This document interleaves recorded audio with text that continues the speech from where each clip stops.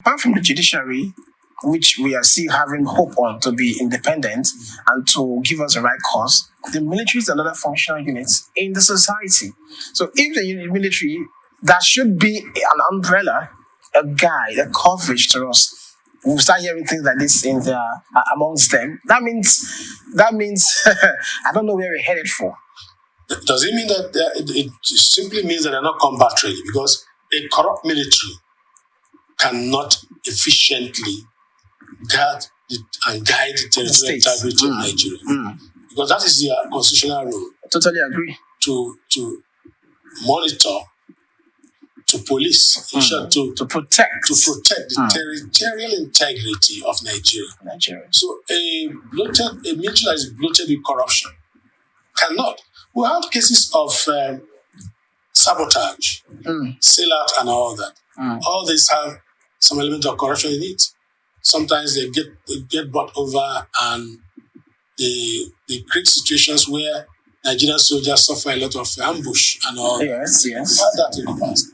And then the issue of procurement of arms. Arms deal has become a pipeline, a drain pipe for corruption in Nigeria. So if you have a bunch of military personnel that are corrupt, then it will affect the entire security apparatus of Nigeria. Maybe that's why we have serious issues in the northeast and northwest, and virtually every part of the country.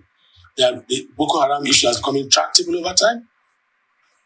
Banditry is a new one, has also become intractable, and they don't seem to follow up decisively, really, to actually clamp down on these those levels of criminality. Can you give a last shot on that? Yes. Just like I rightly said from the beginning, I still insist that somehow, although sometimes we may not have enough of the evidence, but we know these things are being played out. Some of the things happening, could be perpetrated by some of the military heads. They see these things, but they close their eyes to these things as though they are not seeing it. Well, now we now have a court martial. And a lot of people believe that one good thing that has happened to the military is a court martial.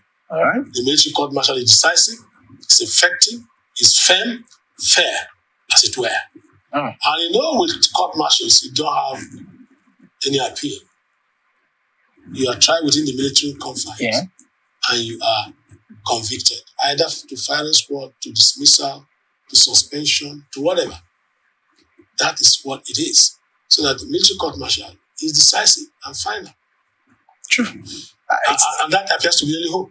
But what if the marshal also now gives in to corruption? That is where individual decisions come in. Because even when we're having all the hope, and then the person in question has a different perspective from what we are expecting, then what are we headed to?